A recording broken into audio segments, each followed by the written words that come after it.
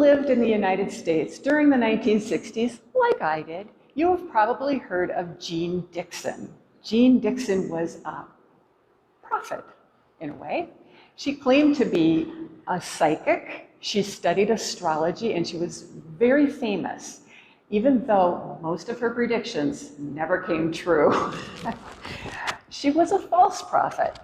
And Jesus warns us to watch out for false prophets, but not the kind of false prophet Jeane Dixon was. He's talking about religious false prophets. They're not usually as easy to spot as people like Jeane. And in our passage this week, Jesus tells us just how to recognize these ferocious wolves in sheep's clothing. Our passage this week is Matthew 7:15-23, again from the Sermon on the Mount. And let me read that. Watch out for false prophets. They come to you in sheep's clothing, but inwardly they are ferocious wolves. By their fruit you will recognize them. Do people pick grapes from thorn bushes or figs from thistles? Likewise, every good tree bears good fruit, but a bad tree bears bad fruit. A good tree cannot bear bad fruit, and a bad tree cannot bear good fruit. Every tree that does not bear good fruit is cut down and thrown into the fire. Thus, by their fruit, you will recognize them. Not everyone who says to me, Lord, Lord, will enter the kingdom of heaven, but only the one who does the will of my Father who is in heaven. Many will say to me on that day, Lord, Lord, did we not prophesy in your name, and in your name drive out demons, and in your name perform many miracles? Then I will tell them plainly, I never knew you. Away from me, you evildoers. When we talk about prophets, we do think of people like Jeane Dixon or Nostradamus, people who predict the future, but the definition of a prophet in the Bible is someone who proclaims the truth about God with God's authority, not necessarily saying anything about the future. These prophets proclaim messages of encouragement to edify disciples. In fact, in 1 Corinthians, Paul says, but the one who prophesies speaks to people for their strengthening, encouraging, and comfort. Now, don't need to go ahead. The job of the prophet is encouragement and comfort. So you can see where it would be easy to just start telling people what they want to hear. That's comfortable, rather than God's truth. But this verse says that the prophet is also supposed to strengthen people, encouraging them to do right, not wrong. So when a prophet says something that pleases you, that makes you feel good about yourself, even if you need to change, or makes you feel superior to other people, perhaps you're only seeing the sheep's clothing and not the wolf underneath. Now, I try hard not to talk about politics from the pulpit, but as you know, religion and politics have been locked in relationships since the beginning of civilization. In fact, 3,000 years ago, we see how God's prophet Samuel was literally a kingmaker, religion and politics. When Israelites asked for a king, Samuel heard from God, and he anointed Saul. When Saul lost favor with God, Samuel anointed David as king. And there were other prophets who David worked with and respected. One of them was Nathan. When David committed adultery and murder, Nathan was the one who called him out. He was the one who rebuked him. He was not a wolf in sheep's clothing. He was a true prophet. King Josiah was a good king who came after David. He was working with Hilkiah, the high priest, to repair the temple. And during the repairs, the book of the law was found, and Hilkiah gave it to Josiah. When Josiah read it, he was appalled to discover how far the Israelites had strayed from what was written in the Torah. So here's what happens next. Hilkiah the priest went to speak to the prophet Huldah. She lived in Jerusalem in the new quarter, and she said to them, "This is what the Lord, the God of Israel, says. Tell the man who sent you to me," that's Josiah, "this is what the Lord says. I am going to bring disaster on this place and its people, according to everything written in the book the king of Judah has read. Because they have forsaken me and burned incense to other gods and aroused my anger by all the idols their hands have made, My anger will burn against this place and will not be quenched. Tell the king of Judah, who sent you to inquire of the Lord, this is what the Lord, the God of Israel, says concerning the words you heard. Because your heart was responsive and you humbled yourself before the Lord when you heard what I have spoken against this place and its people, that they would become a curse and laid waste, and because you tore your robes and wept in my presence, I also have heard you, declares the Lord. Therefore I will gather you to your ancestors, and you will be buried in peace. Your eyes will not see all the disaster I am going to bring on this place. That's in 2 Kings 22:14-20. Now Huldah was a true prophet. She encouraged Josiah because he had repented, but she proclaimed truth against the people of Israel. She was not a wolf in sheep's clothing. But more often than not, prophets in the Old Testament were false prophets. Not the ones you've heard their names of, but the other ones. There were 850 prophets of Baal and Asherah when Ahab was king, and Elijah was one of the only prophets of the true God. It's way easier to be a false prophet. I think we need to remember that. Statistically speaking, we're a lot more likely to run into a false prophet than a true prophet. Right before Jerusalem, was defeated by Babylon, and the Israelites were taken into exile, false prophets of the Lord were predicting victory for Israel, because that's what the king and the people wanted to hear.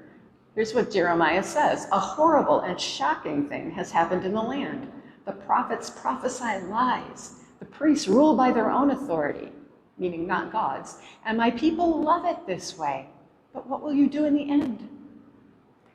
Jesus tells us here in the Sermon on the Mount, the passage I read earlier, how to tell false prophets from true prophets.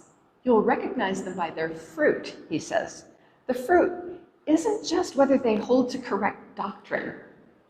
Clearly, the prophets of Baal didn't follow the one true God, so they were easy to pick out as false, but there were plenty of prophets, like the ones that Jeremiah is talking about, who were false prophets of the Lord.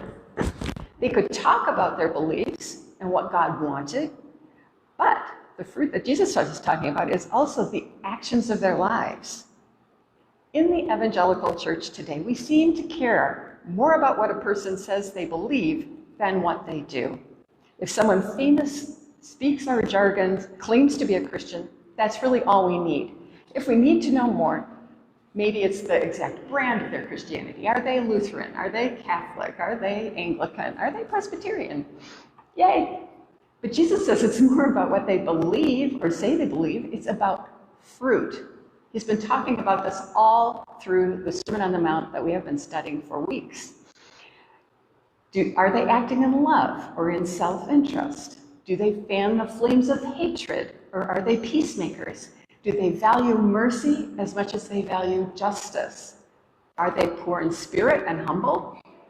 Political leaders today, just like the kings of Israel, look to religious leaders to help provide them with more power.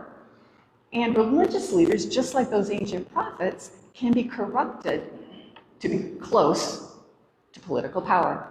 So we must look for wolves in sheep's clothing. I have 3 specific ways, that we can easily test a prophet. First, money. No prophet in the scripture was ever rich. What did you go out in the desert to see? Jesus asked when he's talking about John the Baptist. Someone dressed in fine garments? No. The answer is, those who dress luxuriously and sumptuously are found in royal palaces. Royal palaces, the political power of the day. A true prophet doesn't get rich by speaking for God. Here's how Micah describes false prophets. Her, meaning Israel's leaders, judge for a bribe, her priests teach for a price, and her prophets tell fortunes for money. Yet they look for the Lord's support and say, "Is not the Lord among us? No disaster will come upon us." The Apostle Paul would not take money from the Corinthian church for preaching the word to them. He received support from other churches rather than be a burden to the Corinthians. Now, Jesus said, when sending out the disciples to preach, that the worker deserves his wages.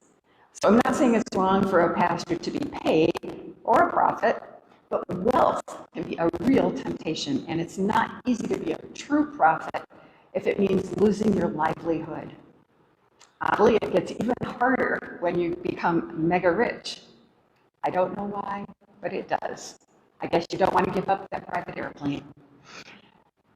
Secondly, look at their friends. A true prophet is friends with the poor and the powerless. A false prophet keeps company with the rich and the powerful. Jesus was criticized for keeping company with tax collectors and sinners. Politicians ought to listen to true prophets, but a prophet should not seek out friendships with the powerful. Most of us want to be liked and admired, but it's hard to rebuke a friend. Religious and political leaders can work together for the common good, but they should be enriching the community, not each other. False prophets tell their congregations what they want to hear. True prophets tell truth. Some clergy, we've seen them, fawn over political leaders. A prophet who ignores the sins of his friends is not a prophet from God.